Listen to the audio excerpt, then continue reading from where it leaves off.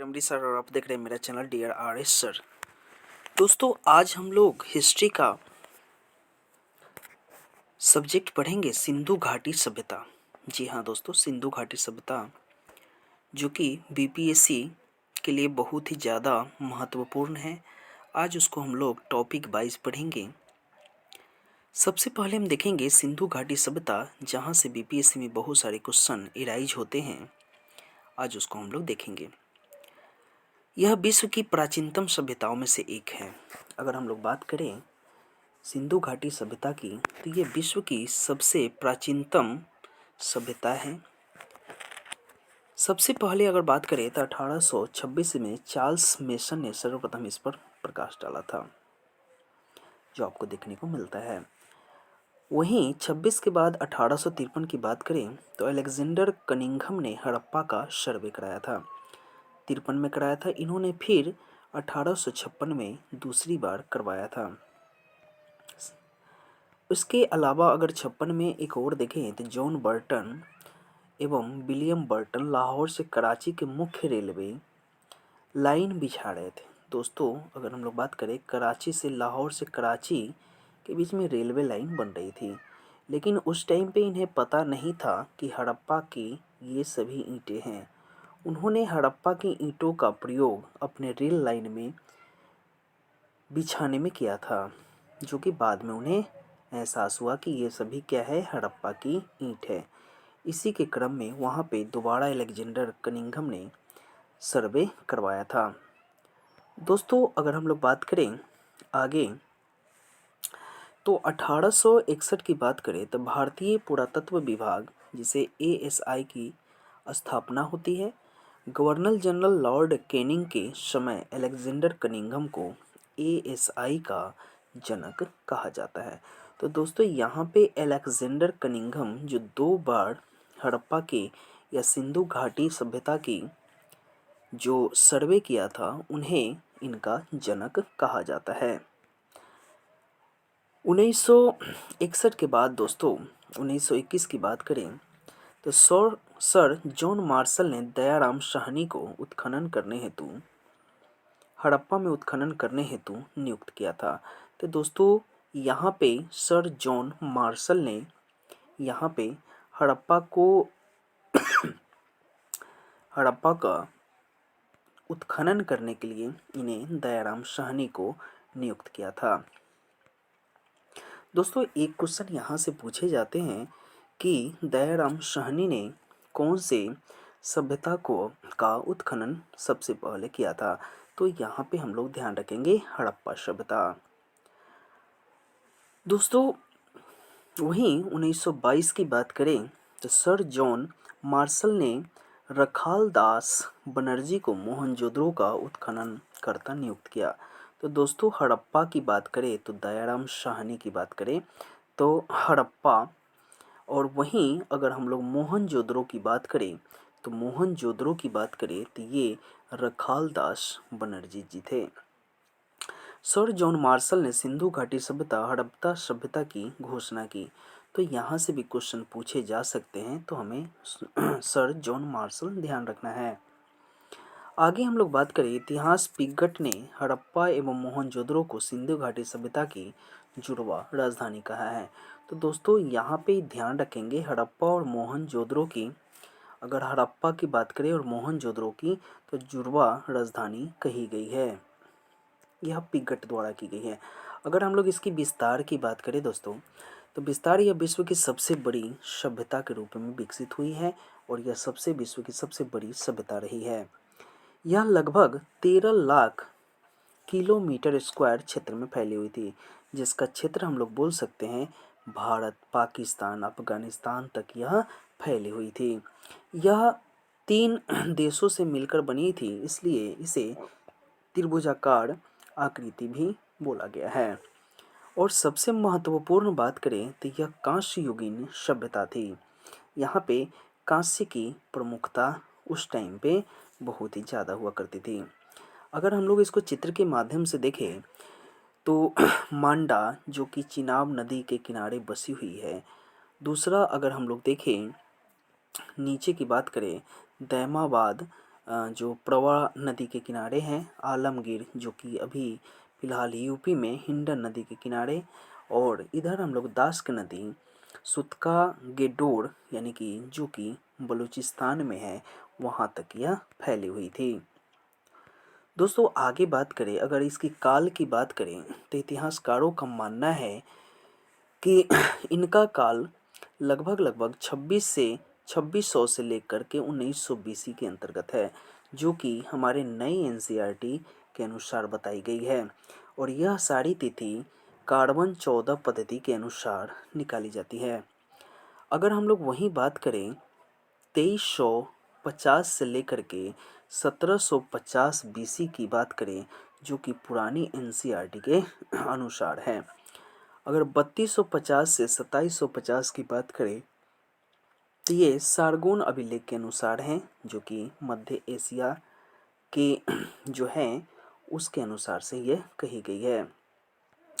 अगर स्थल की बात करें तो सबसे पहला स्थल इसमें आता है हड़प्पा की बात करें तो दोस्तों हड़प्पा सभ्यता, जिसके दयाराम साहनी उत्खननकर्ता के रूप में माने जाते हैं, अगर इसकी अभी की स्थिति देखें तो जो कि पाकिस्तान में मोंटगोमरी जिला के अंतर्गत आता है, जिसे हम लोग पुराने ज़माने में इसे हड़प्पा कहा करते थे। अगर हम लोग बात करें यहाँ पे हड़प्पा की, तो वर्तमान में साहिवाल ज़िले हैं। जो साहिवाल पाकिस्तान का जो ज़िला है उसे हम लोग बोल सकते हैं, जो कि रावी नदी के तट पर बसी हुई है। इसके उत्खननकर्ता दयाराम साहनी, जो पहले भी बता चुके हैं दोस्तों। यहाँ पे 17 कब्रिस्तान के साक्ष्य मिले हैं, और यहाँ पे विदेशी विदेशी लोगों के भी कब्र पाए गए हैं। इक्का गाड़ी, यहाँ पे इक्का गाड़ी के भी साक्ष्य मिले हैं, सिंगार पेटिका के भी साक्ष्य मिले हैं, और वहीं बात करें तो हिंदू धर्म के स्वास्तिक के भी निशान मिले हैं। आगे बढ़ते हैं दोस्तों। नदी के तट पर 12 अन्नागार मिले हैं जहाँ पे अन्नागार का मतलब ये होता है जहाँ पे अन्न का भंडारण किया जाता है, जो 2 लाइनों में बनी हुई थी। पास में अनाज साफ करने का चबूतरा भी मिला है, जहाँ पे बैठकर अनाज को साफ किया जाता था। पास में श्रमिक आवास में मिलते हैं, जहाँ पे यह देखा जाता था कि श्रमिक जो कि महलों के पास में रहते थे, उनका भी साक्ष्य यहाँ से मिला है। अगर हम लोग बात करें दोस्तों, अगला है मोहनजोदड़ो। मोहनजोदड़ो, तो इसको हम लोग देखेंगे। अगर इसकी बात करें तो फिलहाल की बात करें लड़कना, जो कि सिंध प्रांत, जो कि अभी पाकिस्तान में है, पहले भी बता चुके हैं। अगर इसको दोस्तों, अगर हम लोग थोड़ा सा फनी ट्रिक के माध्यम से बात करें तो मोहनजोदड़ो को थोड़ा सा हम लोग कर सकते हैं दोस्तों।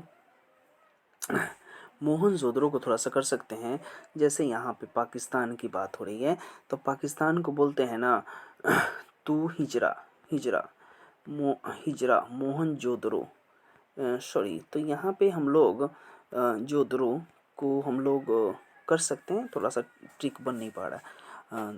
आगे बढ़ते हैं, जहाँ ट्रिक बनेगा वहाँ बना लेंगे हम लोग। तो जो कि लड़कना, यानी कि लड़कना जगह है, वहाँ पे पड़ती है। इसके उत्खननकर्ता जो कि हम लोग दूसरा देखे थे रखाल दास बनर्जी जी हैं। अगर मोहनजोदड़ो की शाब्दिक अर्थ की बात करें तो कभी कभी क्वेश्चन ये भी पूछे जाते हैं कि मोहनजोदड़ो का शाब्दिक अर्थ क्या है। तो यहाँ आपको बताते चले कि मोहनजोदड़ो का शाब्दिक अर्थ होता है मृतकों का टीला। यहाँ पे विशाल स्नानागार के भी साक्ष्य मिले हैं, जिनका आकार था, यहाँ पे फीट में कैलकुलेट किया गया है, 39x23x8 फीट के अकॉर्डिंग लिया गया है। अगर बात करें इसके आगे, इसके उत्तर और दक्षिणों में सीढ़ियाँ बनी हुई हैं। तो दोस्तों यहाँ से भी कुछ क्वेश्चंस पूछे जाते हैं कि जो स्नानागार मिले हैं उसके उत्तर एवं दक्षिण में क्या बने हुए हैं, तो सीढ़ियाँ बनी हुई है, जिस पर हम लोग बात करें तो बिटुमिनस का लेप लगा हुआ है। इसके अगर उत्तर दिशा की बात करें दोस्तों, जो सीढ़ियाँ बनी थी उत्तर में, तो उत्तर में 6 वस्त्र बदलने के भी कक्ष पाए गए हैं। अब यहाँ पे हम लोग बात करें स्नानागार की बात करें तो 3 तरफ से बरामदे थे। बरामदे के पीछे भी कई कक्ष बने हुए थे और जल पूर्ति हेतु कुआं भी बना हुआ था। अगर वहाँ पे जल की आपूर्ति कैसे हो और कैसे की जाती थी, इसके लिए कुआं भी बनाए गए हैं। ये भी बता चुके हैं कि सीढ़ियाँ के भी साक्ष्य मिले हैं। प्रथम तल पर संभवतः पुरोहित रहते होंगे। दोस्तों वहाँ जो बिल्डिंगें थी, जो महल थे, तो उसके फर्स्ट फ्लोर था, वहाँ पे पुरोहित लोग रहते होंगे, ऐसा साक्ष्य प्राप्त हुआ है। संभवतः यहाँ धार्मिक अनुष्ठानों का आयोजन होता रहा होगा, क्योंकि जहाँ पे दोस्तों पुरोहित होंगे वहाँ तो धार्मिक अनुष्ठान होगा ही। सर जॉन मार्शल ने इसे तत्कालीन समय की आश्चर्यजनक इमारत बताया है। आगे देखते हैं, यहाँ पे विशाल अनागार के भी साक्ष्य मिले हैं, जो कि हम लोग हड़प्पा में देखे थे। महाविद्यालय के भी साक्ष्य मिले हैं। लोग बहुत ही शिक्षित हुआ करते थे। सूती कपड़ा पहनते थे। हाथी का कपाल खंड यानी कि हाथी भी प्रयोग में लाए जाते थे। नर्तकी की मूर्ति, तो दोस्तों उस टाइम पे नर्तकी भी फेमस हुआ करती थी, जिसकी मूर्ति के भी साक्ष्य मिले हैं, जो कि नग्न अवस्था में पाई गई है। आगे दोस्तों देखते हैं, इनके हाथ में चूड़ियाँ होती थी। जो नर्तकी होती थी वो नग्न होती थी और उनके हाथ में चूड़ियाँ भी होती थी। पुरोहित राजा की मूर्ति को ध्यान अवस्था में है। पुरोहित और राजा की मूर्ति ध्यान अवस्था में है। इससे यह साबित होता है कि उस टाइम पे देव उपासना की जाती थी। साल ओढ़ रखे हैं, इसने साल ओढ़ रखे हैं, यानी कि ध्यान की अवस्था में भी साल ओढ़ के रखे हैं, जिसपे कसीदाकारी का कार्य किया जाता था। तो यहाँ पे हमें यह देखने को मिलता है। अगर बात करें तो वहाँ से मेसोपोटामिया की मोहरें भी प्राप्त की गई है। आगे देखते हैं दोस्तों, लोथल की बात करते हैं। तो लोथल की बात करते हैं तो दोस्तों इसे हम लोग यहाँ से बीपीएससी में एक क्वेश्चन पूछे गए थे कि निम्नलिखित में से कौन सा हड़प्पा कालीन स्थल गुजरात में है। तो दोस्तों यहाँ पे गुजरात की बात कर रहे हैं तो यहाँ लोथल हमारा आंसर होता था। अगर इसको हम लोग ट्रिक से याद करना चाहें तो लोथल को हम लोग लोथाल बना लेते हैं। लोथाल मतलब खाना का थाल। जब दोस्तों जब थाल होगा तो क्या होगा, थाल होगा तो हम लोग उसमें जैसे चावल के साक्ष्य की बात करें तो चावल भी होगा उसमें। थाल में क्या होते हैं, चावल होते हैं। और चावल के साथ साथ वहाँ रात में हम लोग रुकते हैं तो रात में खाना खाते हैं, जहाँ पे रंगनाथन यानी कि रंगारंग कार्यक्रम भी होते हैं। तो दोस्तों यहाँ से ध्यान रखेंगे, और रंगारंग कार्यक्रम होगा तो हमें क्या होगा, भोग विलास की सारी वस्तुएं मिलती हुई नजर आएंगी। आगे देखते हैं दोस्तों, तो इसके उत्खननकर्ता एस आर राव, जो रंगनाथन राव के नाम से जाने जाते थे, यह एक व्यापारी नगर था। यहाँ से गोदीवाड़ा डॉकयार्ड भी मिलता है। यह सिंधु घाटी सभ्यता की सबसे बड़ी कृति के रूप में उभर कर आई है। मनके बनाने के भी कारखाने यहाँ पे मिले हैं। चावल के साक्ष्य, तो दोस्तों मन के हिसाब से थाल में चावल ले सकते हैं हम लोग। अगला है फारस मुहर की गोलाकार बटनुमा है। तो ये भी इसके साक्ष्य मिले हैं। घोड़े की मृण मूर्तियाँ मिली हैं, यानी कि मरे हुए घोड़े की मिली है। और चक्की के 2 पार्ट, तो दोस्तों चक्की के 2 पार्ट यानी कि थाल में चक्की के भी आटे के रोटी मिलती है। दोस्तों ये भी हम लोग ध्यान रख सकते हैं। घरों के दरवाजे मुख्य मार्ग पर खुलते हैं। तो दोस्तों यह देखेंगे कि लोथल ही एक ऐसा जगह था जहाँ पे घरों के जो दरवाजे थे मुख्य मार्ग पर खुलते थे, जिसे अपवाद भी बोला जाता है। आगे देखते हैं दोस्तों, धौलावीरा की बात करते हैं। तो धौलावीरा जो कि आज की स्थिति की बात करें तो गुजरात में है। तो दोस्तों रात है और यहाँ पे वीर की बात हो रही है। तो दोस्तों वीर की बात हो रही है और रात की बात हो रही है। तो यहाँ पे देखने को ये मिलता है कि जो वीर लोग होते हैं, जो वीर लोग होते हैं रवि के अस्त होने के बाद रात में निकलते हैं। तो दोस्तों यहाँ से ध्यान रख सकते हैं। रविंद्र सिंह बिष्ट। यह शहर किसी नदी के किनारे नहीं स्थित था। यह शहर 3 भागों में विभाजित था। अगर हम लोग बात करें तो ये 3 भाग थे, पूर्वी, मध्य और पश्चिम भाग स्थित हैं। यहाँ से भी 16 कृत्रिम जलाशय मिले हैं। इसमें अगला बात करें, स्टेडियम के भी साक्ष्य मिले हैं जहाँ पे खेल प्रतियोगिता आयोजित की जाती होंगी। सूचना पट जो कि पॉलिश युक्त मिले हैं, यानी कि इससे हम लोग कह सकते हैं कि वहाँ शिक्षा व्यवस्था काफ़ी सुदृढ़ थी। आगे बात करते हैं दोस्तों, चुनहुद्रों की बात करते हैं। तो चुनहुद्रों की बात करते हैं जो कि फिलहाल स्थिति है पाकिस्तान की। तो दोस्तों इसका बना सकते हैं चुनहुद्रों, हुद्रों को हिजरों बना सकते हैं।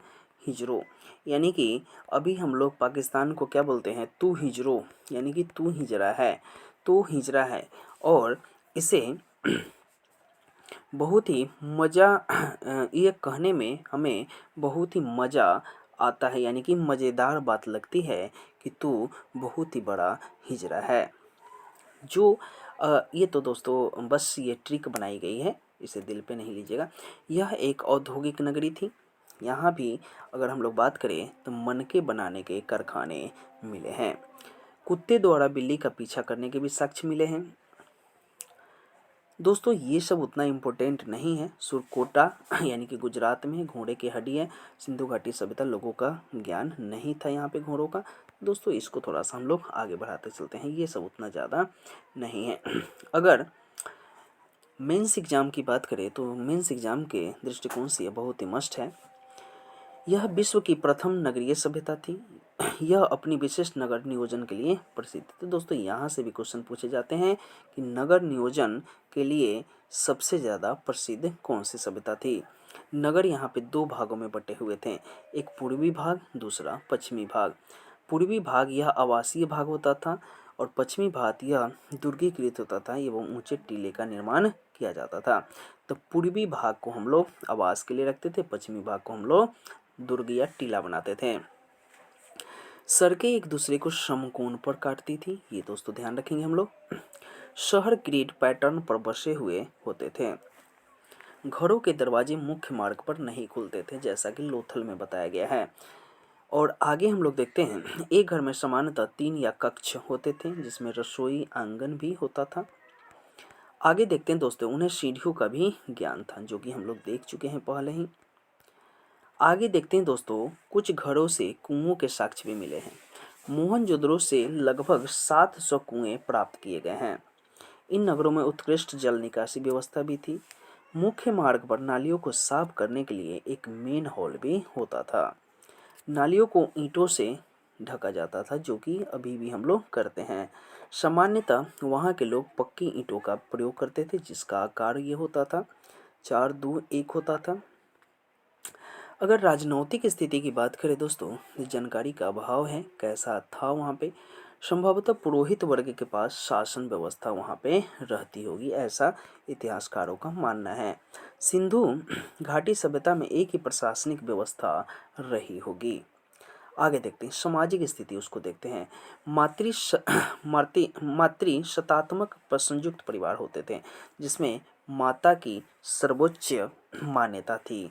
समाज 4 भागों में विभाजित था जो कि अभी है। आगे देखते हैं कौन कौन से थे समाज। एक पुरोहित वर्ग, व्यापारिक वर्ग, किसान वर्ग और श्रमिक वर्ग। बड़ी मात्रा में मातृदेवों की मूर्तियां भी मिली हैं क्योंकि दोस्तों मातृ प्रधान वहाँ की सभ्यता थी, इसलिए मातृदेवियों की भी मूर्ति के साक्ष्य मिले हैं। यहाँ लोग शांति प्रिय थे, हथियार कम मिलते थे, ये भी हमें ध्यान रखना है। पुरुष एवं महिला श्रृंगार करते थे, जवाहरात पहनते थे। लोग शाकाहारी मांसाहारी दोनों होते थे। शतरंज एवं मुर्गे की लड़ाई उन लोगों की लोकप्रिय थी। अंतिम संस्कार के तीनों विधियां प्रचलित थी, पूर्ण समाधान, आंशिक समाधान और दाह संस्कार। दोस्तों ये हमें ध्यान रखना है। आगे अगर हम लोग बात करें, यह आत्मा पुनर्जन्मों में विश्वास करते थे। लोथल से 3, कलिंगवंगा से 1 युग्मित समाधान भी पाया गया है। तो दोस्तों यहाँ से हम लोग ये ध्यान रखेंगे। आगे चलते हैं धार्मिक स्थिति की बात। प्राकृतिक द्वयवाद में विश्वास करते थे। पुरुष एवं महिला देवता की पूजा करते थे। इस काल में देवताओं की मूर्तियां मिलती, लेकिन मंदिर बनाना आरंभ नहीं हुआ था। ये लगभग माना जाता था कि अंधविश्वासी थे, जादू टोना टोटके में विश्वास करते थे, बलि प्रथा में विश्वास करते थे। कालीबंगा से हवन कुंड के भी साक्ष्य मिलते हैं, जहां से पता चलता है कि वहां के लोग हवन भी किया करते हैं।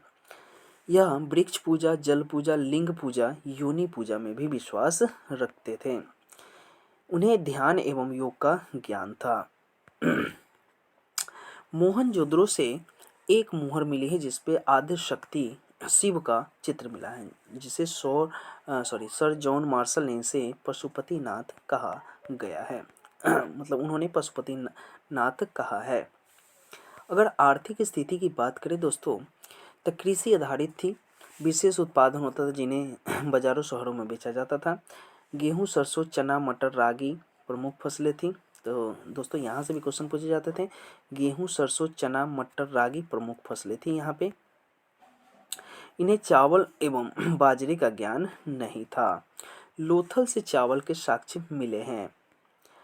रंगपुर से चावल की भूसी मिलती है। रंगपुर उत्तर हड़प स्थल है। सोरतगुई अफगानिस्तान से नहरों के साक्ष्य मिले हैं, तो पता चलता है कि यहाँ नहरें भी पाई जाती हैं। धौलावीरा से जलाशय के साक्ष्य मिले हैं। यह पशुपालन भी करते थे, जैसे ये गाय, भैंस, बकरी, ये सभी पाला करते थे लोग। आगे हम लोग बात करें, यह ऊंट, घोड़ा, हाथी से परिचित नहीं थे। विदेशी व्यापार होता था। सरगोन अभिलेख के सिंधु घाटी सभ्यता को मिलुहा भी कहा गया है, ये ध्यान रखेंगे। मिलुहा नाविकों का देश इन्हें माना जाता है, यानी कि नाविक बहुत ज़्यादा हुआ करते थे यहाँ पे। मिलुहा हाजा पक्षी के लिए प्रसिद्ध है। सरगोन अभिलेख में कपास को सिंडन कहा गया है। कपास की विश्व में प्रथम खेती भारत में हुई थी। दिलमुन बहरीन एवं आयन ओमान मध्यस्थ का कार्य करते थे। इस टाइम पे मुद्रा व्यवस्था प्रचलन नहीं थी, यानी कि मुद्राएं कोई नहीं चलती थी। वस्तु विनिमय होती थी, मतलब वस्तु से वस्तु का लेन देन होता था। यह सोने एवं चांदी का प्रयोग करते थे, लोहे से परिचित नहीं थे। तांबा प्लस्टीन जो कि कांस्य का निर्माण करते थे। बालाकोट से शंख उद्योगों के अवशेष भी मिले हैं। अगर लिपि की बात करें, इन्हें लिपि का कोई विशेष ज्ञान नहीं था। यह भाव चित्रात्मक लिपि थी। यह दाएं हाथ से बाएं लिखी जाती थी। यह गौमूत्राक्षर लिपि भी कहा जाता है। इन्हें 375 से 400 भाव मिलते हैं या मिले हैं। आगे हम लोग बात करें, इसे अभी तक पढ़ा नहीं गया है। आगे देखते हैं दोस्तों, मूर्तियाँ व मोहरे की बात करते हैं। यहाँ से 3 तरह की मूर्तियाँ मिलती हैं, जो कि धातु की मिलती है, पत्थर की मिलती है और मिट्टी के, जिसे टोराकोटा भी बोला गया है। आगे देखते हैं दोस्तों, मोहनजोदड़ो से नर्तकी की मूर्ति भी मिली गई, जो कि धातु के हैं। दोमाबाद से धातु का रथ मिला है। मोहनजोदड़ो पत्थर की पुरोहित राजा की मूर्ति मिली है। टेराकोटा की मातृ देवी की मूर्ति मिली है। ज़्यादातर मोहरें सैल खड़ी में बनी हुई थी। ज़्यादातर मोहरें चौकोर हुआ करती थी। तो दोस्तों ये सभी चीज़ हमें याद रखना है। मोहरे वस्तुओं गुणवत्ता एवं व्यक्ति की पहचान की घोतक थी, यानी कि मोहरे से लोगों को पहचानी जाती थी। मोहरों पर एक श्रृंगी सबसे ज़्यादा जो कि पाई जाती हैं के साक्ष्य भी मिले हैं। मोहनजोदड़ो हड़प्पा से बड़ी मात्रा में मोहरें प्राप्त हुई है। कुबर वाला सांड के चित्र भी हमें देखने को मिलता है। अब इनके पतन के कारण थोड़ा सा देख लेते हैं। गार्डन चाइल्ड मार्टिनल यूलर के अनुसार आर्यों का आक्रमण हुआ यहाँ पे। एस राव जॉन मार्शल मैके के अनुसार बाढ़ आई थी। सर जॉन मार्शल के अनुसार प्रशासनिक शिथिलता आई थी यहाँ पे। अमलानंदन घोष के अनुसार जलवायु परिवर्तन हुए थे। उसके बाद यू आर कैनेडी के अनुसार प्राकृतिक आपदा आई थी। तो दोस्तों इसके विनाश के बहुत सारे साक्ष्य मिले हैं। यू आर कैनेडी के अनुसार प्राकृतिक आपदा, मधुस्वरूप वत्स के अनुसार नदियों ने अपना रुख बदला। तो ये सभी इसके साक्ष्य मिले हैं। निष्कर्ष यह निकला है, इतनी विशाल सभ्यता के पतन के लिए बहुत सारे कारण जिम्मेवार हो सकते हैं। कालीबंगा, राखीगढ़ी, धौलावीरी पूर्व हड़प्पा कालीन स्थल है। रंगपुरा, रोजरी उत्तर हड़प्पा कालीन, यानी कि पूर्व की बात करें तो कालीबंगा, राखीगढ़, धौलावीरा ये सब हम लोग ध्यान रख सकते हैं। तो दोस्तों यहाँ तक हमारी सिंधु घाटी सभ्यता समाप्त होती है। नेक्स्ट चैप्टर में हम लोग वैदिक काल के बारे में भी पढ़ेंगे। तब तक के लिए नमस्कार।